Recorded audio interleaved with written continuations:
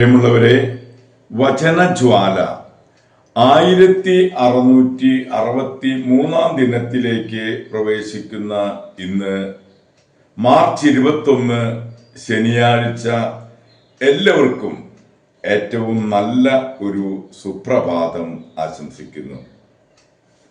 ഇന്ന് നമ്മൾ 50 നോമ്പ് 35 ദിനത്തിലേക്ക് പ്രവേശിക്കുന്ന ഇന്നത്തെ വചന വായനയിൽ ജെറമിയായുടെ പുസ്തകം 35 അധ്യായം 1 മുതൽ 19 വരെയുള്ള തിരുവാക്യങ്ങളാണ് ശ്രവിക്കുക. റഖാബ്യരുടെ മാതൃക. ജോസിയായുടെ പുത്രൻ യഹോയാക്കീം യൂദയാൽ രാജാവായിരിക്കുമ്പോൾ കർത്താവ് ജെറമിയായോട് അരുളി ചെയ്തു, നീ റഖാബ്യരുടെ അടുത്ത് ചെന്ന് അവരോട് സംസാരിക്കുക. കർത്താവിന്റെ ആലയത്തിലെ ഒരു മുറിയിൽ കൂട്ടിക്കൊണ്ടുവന്ന് അവർക്ക് വീഞ്ഞു കൊടുക്കുക. അങ്ങനെ ഹബസീനിയായുടെ മകനായ ജെറമിയായുടെ മകൻ യനാസിനിയും അവന്റെ സഹോദരന്മാരെയും പുത്രന്മാരെയും റഖാബ്യരുടെ കുടുംബം മുഴുവനെയും ഞാൻ കൂട്ടിക്കൊണ്ടുവന്നു. ഞാൻ അവരെ കർത്താവിന്റെ ആലയത്തിൽ ദൈവപുരുഷനായ ഇഗ്ദാലിയായുടെ മകൻ ഹാനാന്റെ പുത്രന്മാരുടെ മുറിയിൽ കൊണ്ടുവന്നു. അത് വാതിൽ കാവൽക്കാരനായ ഷല്ലൂമിന്റെ മകൻ മാസായുടെ മുറിയുടെ മുകളിൽ പ്രഭുക്കന്മാരുടെ മുറിയുടെ സമീപത്തായിരുന്നു. ഞാൻ റഖാബ്യരുടെ മുൻപിൽ വീഞ്ഞു നിറച്ച കുടങ്ങളും പാനപാത്രവും വെച്ചിട്ട് കുടിക്കുവാൻ പറഞ്ഞു.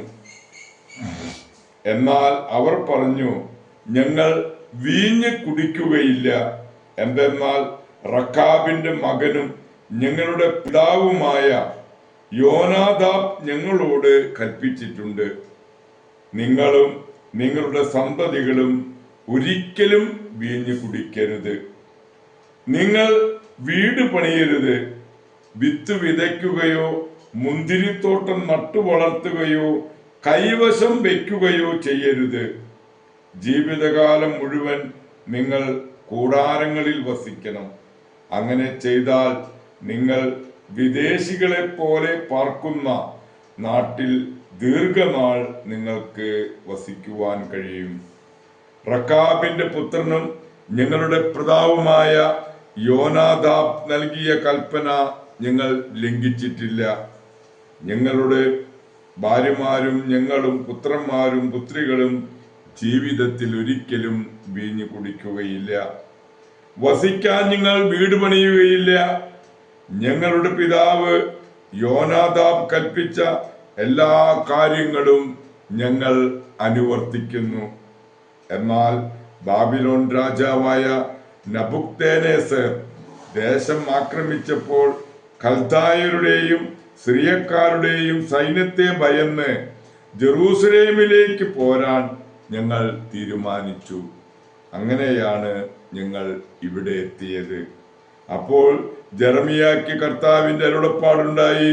ഇസ്രായേലിന്റെ ദൈവമായ സൈന്യങ്ങളുടെ കർത്താവ് അരുളി ചെയ്യുന്നു, നീ പോയി യൂദയായിലെ ജനങ്ങളോടും ജെറൂസലേം നിവാസികളോടും പറയുക, നിങ്ങൾ എന്റെ വാക്കനുസരിക്കാൻ കൂട്ടാക്കിയില്ലേ എന്ന് കർത്താവ് ചോദിക്കുന്നു. വീഞ്ഞു കുടിക്കരുതെന്ന് റഖാബിന്റെ പുത്രനായ യോനാദാബ് നൽകിയ കൽപ്പന അവന്റെ മക്കൾ അനുസരിക്കുന്നു. ഇന്ന് വരെ അവർ വീഞ്ഞു കുടിക്കാതെ പിതാവിന്റെ ആജ്ഞ അനുസരിച്ചു. ഞാൻ നിരന്തരം ആജ്ഞാപിച്ചിട്ടും നിങ്ങൾ എന്നെ അനുസരിക്കുന്നില്ല. എന്റെ ദാസന്മാരായ പ്രവാചകന്മാരെ തുടർച്ചയായി ഞാൻ നിങ്ങളുടെ അടുക്കലേക്ക് അയച്ചു. ദുർമാർഗങ്ങൾ വിട്ടുമാറി നിങ്ങൾ ഓരോരുത്തരും തങ്ങളുടെ പ്രവൃത്തികൾ തിരുത്തുവിൻ. അന്യദേവന്മാരെ ആരാധിക്കാൻ അവരുടെ പുറകെ പോകരുത്. നിങ്ങൾക്കും നിങ്ങളുടെ പിതാക്കന്മാർക്കും ഞാൻ നൽകിയ ദേശത്ത് അപ്പോൾ നിങ്ങൾ വസിക്കും എന്ന് അവരിലൂടെ ഞാൻ പറഞ്ഞു. എന്നാൽ നിങ്ങൾ ചെവിക്കൊണ്ടില്ല. റഖാബിന്റെ പുത്രനായ യോനാദാബിന്റെ മക്കൾ തങ്ങളുടെ പിതാവിന്റെ കൽപ്പന അനുസരിച്ചു. എന്നാൽ ജനം എന്നെ അനുസരിച്ചില്ല.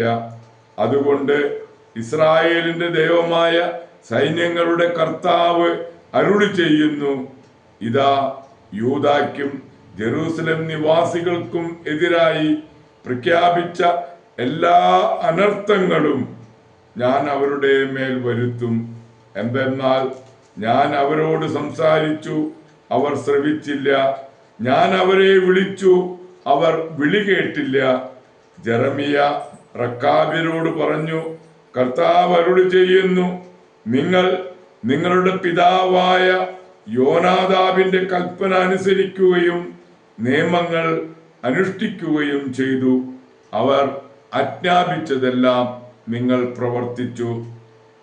ആകയാൽ ഇസ്രായേലിന്റെ ദൈവമായ സൈന്യങ്ങളുടെ കർത്താവ് അരുളി ചെയ്യുന്നു, എന്റെ സന്നിധിയിൽ ശുശ്രൂഷ ചെയ്യാൻ റക്കാബിന്റെ മകൻ യോനാദാബിന് ആൺസന്തതി അറ്റുപോവുകയില്ല.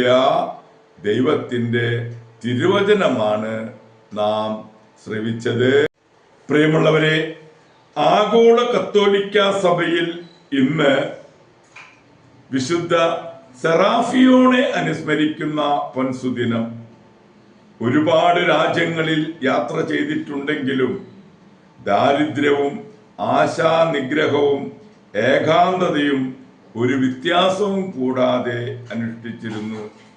പട്ടണത്തിലെ ഒരു വിഗ്രഹാരാധകന്റെ അന്ധത കണ്ട് 20 നാണയത്തിന് തന്നെ അടിമയായി വിറ്റ് അയാളെ വിശ്വസ്തതാപൂർവം സേവിച്ചു പോന്നു.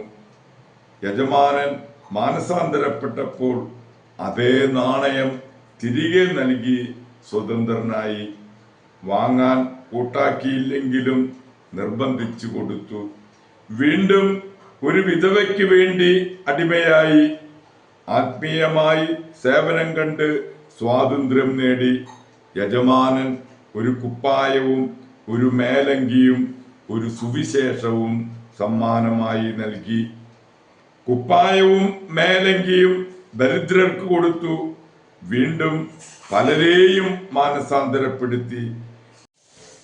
നീ പോയി നിനക്കുള്ളതെല്ലാം വിറ്റ് ദരിദ്രർക്ക് കൊടുക്കുക എന്ന ആ വാക്യം കേട്ട് സുവിശേഷ ഗ്രന്ഥവും ദരിദ്രന് നൽകി. അങ്ങനെ 60-ാം വയസ്സിൽ ഈ ലോകത്തോട് യാത്ര പറഞ്ഞു.